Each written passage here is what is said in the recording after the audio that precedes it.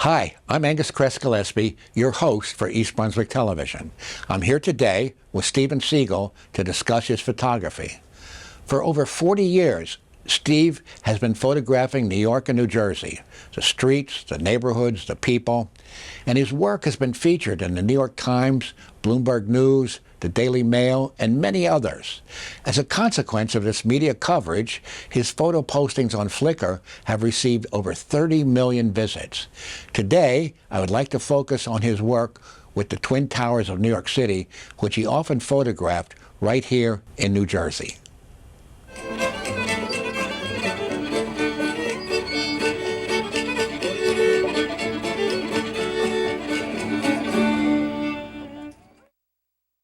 Well, Steve, as you well know, the background of the Twin Towers of World Trade Center, this all got started back in the early 1960s because Austin Tobin, who was the head then of the Port Authority of New York and New Jersey, he was concerned that maybe the Port of New York and New Jersey wasn't all that efficient. And a way to make it more efficient, he figured, well, we have this big problem. We have the importers, we have the exporters, we have the shippers, we have the customs brokers, and they're all scattered in these little businesses throughout lower Manhattan. And there's a lot of paperwork involved, and this is before the internet, and it's before the fax machine, and so we figure all these guys on bicycles with paperwork, what if we put them all under the roof of one building? It might be more efficient. And then so they had an ally in David Rockefeller, because he had just built the Chase Manhattan Bank in lower Manhattan, and he was in favor of a big building. And David Rockefeller had a brother, Nelson Rockefeller, who was the governor, and so the politics started to fall into place, and they had the idea for a big building. And then they got to thinking, well, if it's going to be such a big building with so much square footage, why not make it the highest in the world? And you know the story. You've taken photographs. I've written a book. So here we are. How did you get interested in photography in the first place?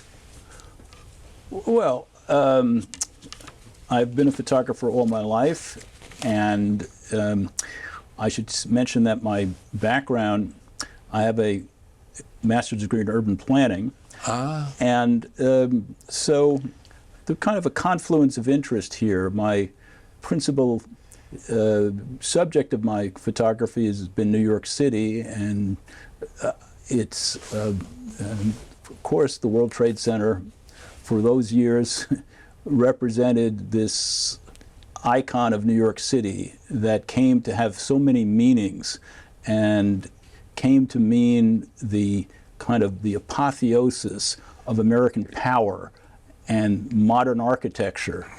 And it became this potent symbol, and I suppose in the end that potency is what attracted Al-Qaeda to do its deadly deed. Now it's been 23 years. We have a lot of time to reflect on it. You wrote the book on it.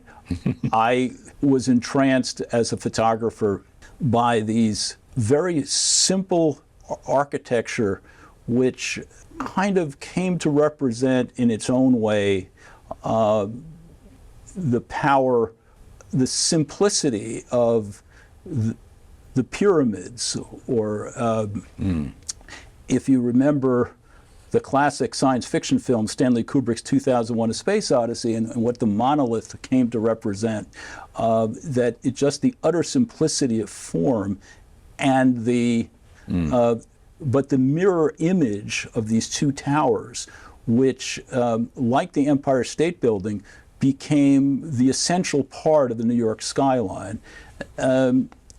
And so in my ramblings as a photographer, I came to see this as, this is a kind of banal stereotype or symbol of New York, and yet the potency of it could be that when you view it from different vantage points around New York and New Jersey and put it in context as in viewing it from the New Jersey Meadowlands or viewing it from Brooklyn. And it's perhaps a challenge to take this banal symbol and use it in a different way in photography or in painting, and yet the very potency of the symbol meant that you could tap into that power if you did it the right way. And I tried in my photography, beginning in the 1980s and through 2001, to use the World Trade Center in different ways. And these photos are some examples of that.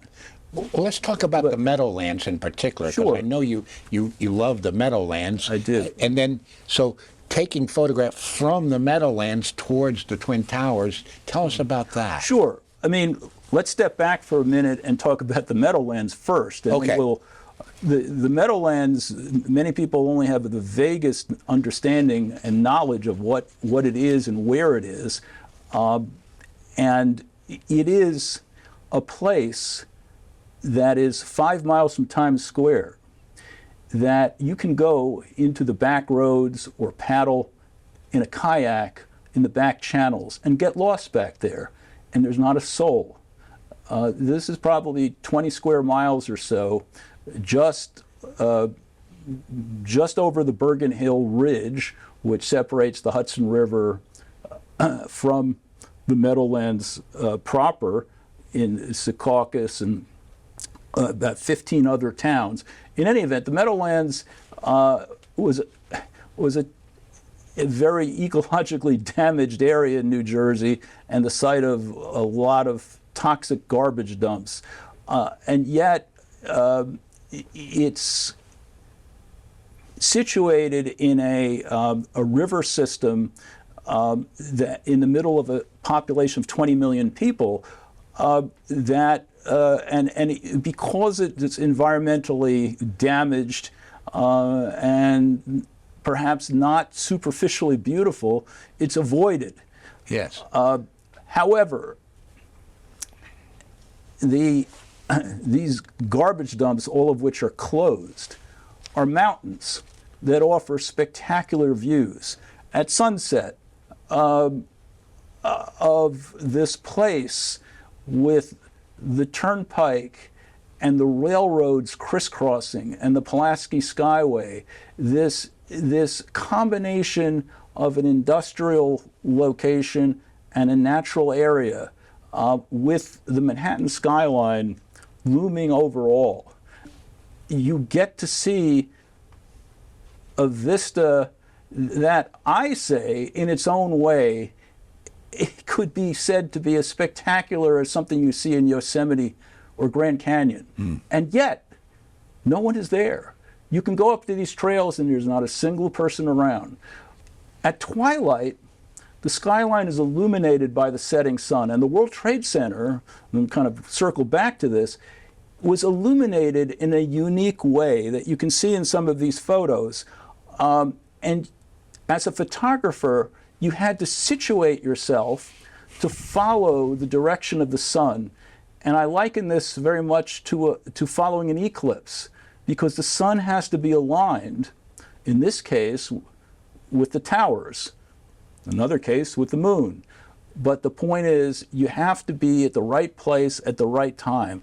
And for that magical 10 or 15 minutes, the World Trade Center became a beacon, a lighthouse in the setting sun. And it glows. It glows Unquestionably, yeah. Yes. By way of contrast, let's talk about a foggy view of the World Trade Center, World Trade Center 3. Yes. Well, landscape photography, unlike, say, studio photography, involves the vagaries of weather, and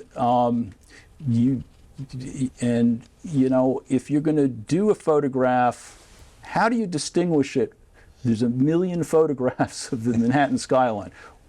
Well, you use weather, but weather means being very nimble in following, rainbows, lightning. These are ephemeral phenomena, and these are the opportunities that landscape photographers use to capture a special moment. The World Trade Center in fog, which is that photo over there, 10 minutes after I took that photo, the fog had burned off. And there was no, the uniqueness of the photo, which, by the way, is unaltered, no Photoshop. You need to be patient, and fog is a perfect example of something which it's here now, and in 5 minutes it's burned off by the sun. You have to be at the right place at the right time. It's true. It's kind of a metaphor for life. You've got to be at the right person at the right place at the right time. And moving on, let's talk about the view from the World Trade Center with the railroad tracks in the foreground. Sure. That photo was from a location, and I've spent a good part of my life, by the way, photography is not my profession, it's a sideline, but I've explored many areas around New York and kind of off the beaten track, industrial areas, places like, just as I described, the Meadowlands, that are kind of the road less traveled. And, today what is called ruins photography is become, through the web, something that is now kind of a popular hobby in which people seek out ruins either on public or private property as kind of an adventure, and then document it with a camera. And there are a million websites devoted to ruins photography. I guess I was probably one of the pioneers of that because I've been doing it for many decades. So what I'm about to tell you about that photo of the World Trade Center with the railroad tracks is, in all my experience doing ruins, that location is the single most spectacular location I've ever experienced in terms of what you might call sort of urban industrial ruins, decay, whatever you want to call it. The location is now the site of Liberty State Park. Liberty State Park was created in the 1980s. It's one of the most spectacular urban parks in the world. Before Liberty State Park was miles of rail yards. The railroads owned most of the New Jersey Hudson River shoreline from the George Washington Bridge to Bayonne. They controlled it. And those railroads went bankrupt in the 1970s. The site of Liberty State Park was an enormous rail yard that became abandoned in the 1970s that was owned by a defunct railroad called the Central Railroad of New Jersey. In the 1970s, that site could well have served as a site for a Hollywood movie, on a kind of post-apocalyptic science fiction movie, because it was in the shadow of the skyline, including the World Trade Center and the Statue of Liberty, but in the foreground was vast swath of urban decay, railroad tracks that were going to nowhere, ruined factories. It was an extraordinary place. And that photo gives you some idea, but a very small idea, of what this location was like. But it was just kind of a small slice of what that location, which is today Liberty State Park. And everyone should visit that park because there's just, the scenery is spectacular. There's such a contrast between the ruined railroad tracks and the magnificent new building. Old and new. But perhaps it sort of presages what happened. Perhaps there's a suggestion, a kind of an ominous feeling about it. I mean, that's part of the power of photos today of the World Trade Center post-2001 is knowing what happened to it. Yes. So it's become what was originally a symbol of American power, raw power, and the power of government, and the power of modern architecture, has become something else entirely. Yeah. But there's sort of layers of meaning, perhaps. And moving along, what about New York in the 1980s, where we see the subway cars in the World Trade Center? Well, those subway cars actually were not in New York City. There happened to be, again, in this site that became Liberty State Park, for many years in the late 1980s, it was a subway car graveyard, junkyard. In fact, that junkyard still exists, not for subway cars, but it on the southern part of Liberty State Park. I think it has the name of Weeks, as in Weeks. That's the demolition company that owns the junkyard. But in any event, another quite extraordinary place back in the 80s was this subway junkyard, which contained dozens, if not hundreds, of subway cars with their 1980s era graffiti on them, turned over in all different configurations. Again, almost a perfect set for a science fiction movie. But now it's long gone, the cars. And not entirely different is the road to World Trade Center with the car wreck in the foreground. Yes, that's every location we've spoken to up to now has been in New Jersey. Now we're going to shift over to New York, and that was the West Side Elevated Highway, which existed for 50 years and was one of the earliest examples of highways. It went from 72nd Street to the Battery. It was actually a cobblestone elevated highway with very narrow lanes, very dangerous. It was abandoned probably just before in the fiscal crisis of the 1970s, because I think a truck fell through, and it was closed for at least 10 years and became a recreational site. People would walk along it, and eventually it was demolished, I'd say by 1985. But yeah, it was quite a relic of its time. And what's going on in World Trade Center 21, where there's a crowd in the foreground? That enormous sand dune was the excavation for the original foundations for the World Trade Center. The sand was just dumped on the shore of the Hudson River, and later became the site of Battery Park City. But before Battery Park City was built in the early 80s, for I'd say 5 to 10 years, there were enormous sand dunes off of Lower Manhattan, and effectively a beach. And the bicentennial celebration of 1976, which was called Operation Sail, had an enormous fleet of all kinds of boats and ships, including sailing ships. And that photo showed essentially people on the beach on what was to become Battery Park City, viewing the ships. People see that and do a double take, because why are these enormous sand dunes? You know, this is not the ocean. This is the Hudson River. What? Where is this coming from? This is, really surreal. You must have photoshopped that in, but no, it existed quite a long time ago. And what about that photograph with the television in the foreground? Oh, well, that's a serendipity. I guess the harbor back in the 70s and 80s had enormous amounts of floating debris.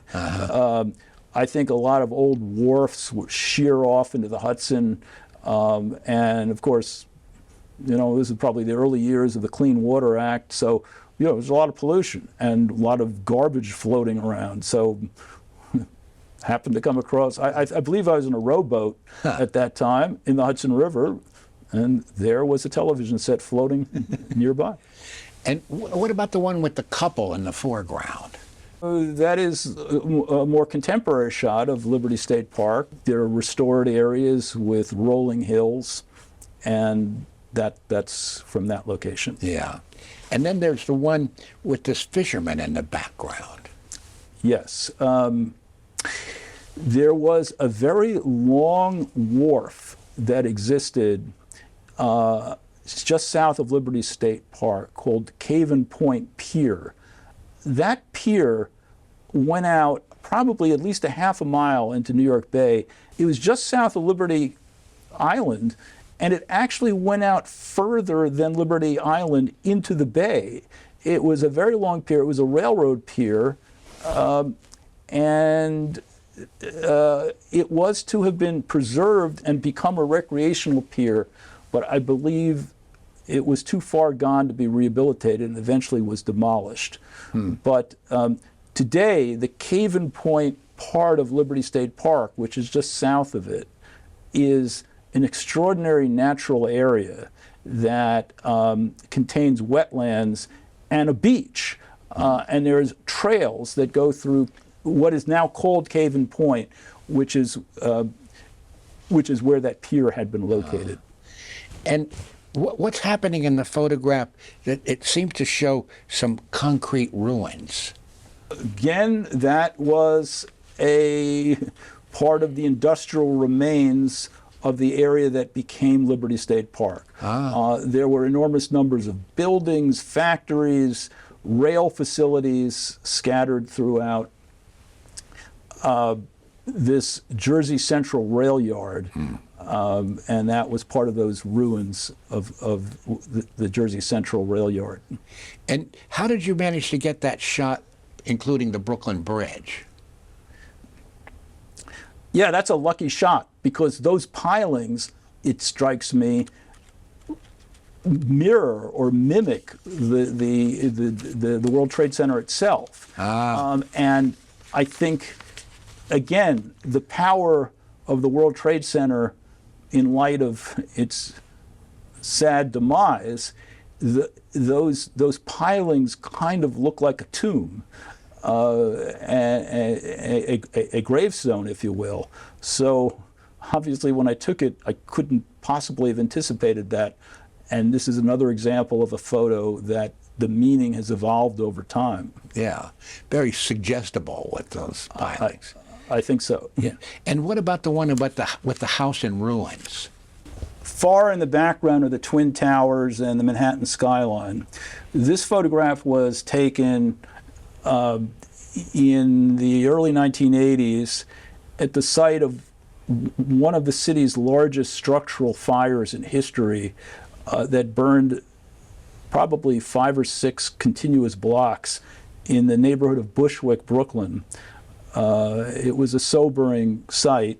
What one can say is that Bushwick was in a terrible shape in the 1980s and suffered terribly in much the way that the South Bronx did.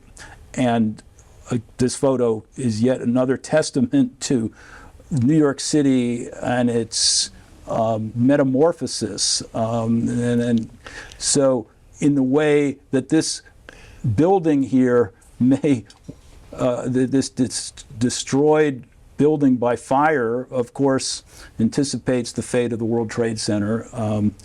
Again, another example of how a photograph takes on new meaning over time. Here again, the photograph, I think, speaks to New York City and its ever-changing landscape.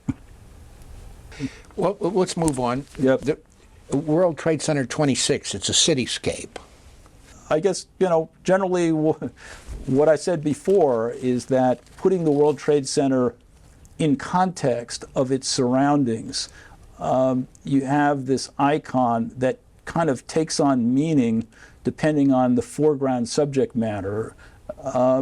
And so, there are a million photos of this building, just like there are a million photos of the Statue of Liberty. But to actually trek to some of these areas and try to get them juxtaposed against, working class neighborhoods,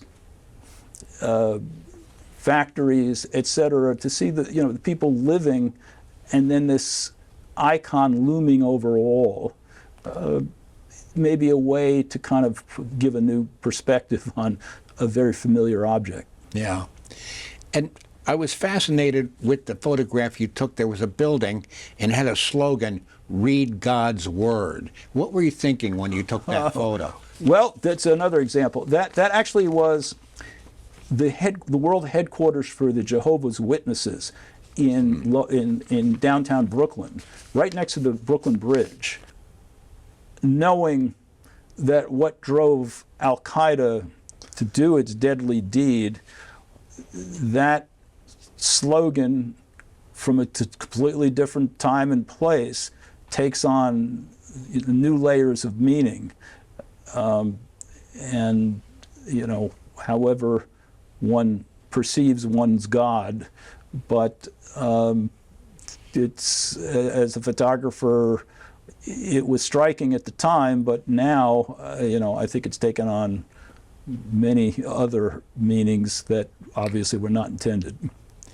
And I would like to address this big framed photograph here with, it looks like it's the Twin Towers as seen from below, sort of rising up to heaven. What was going through your mind as you were taking this photograph?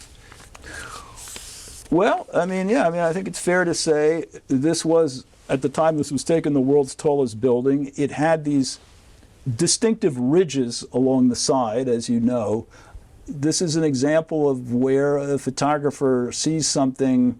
It shows the sheer scale and scope of this in a way. And yeah, there is this connection to the sky and to heaven, and that it seemingly goes on forever.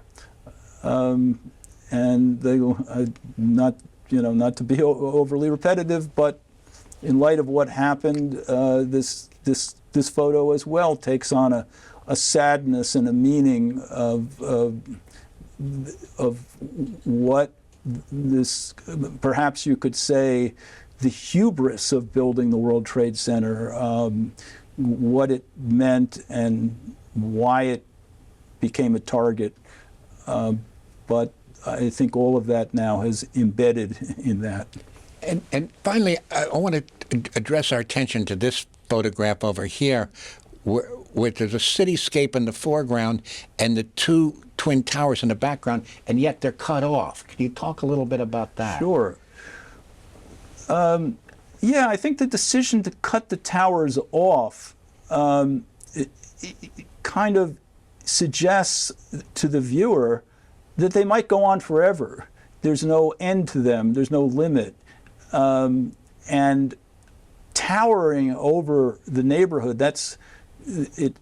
Maybe it's hard to see, but on the right side, are Lower East Side tenements. This was actually taken from the Manhattan Bridge.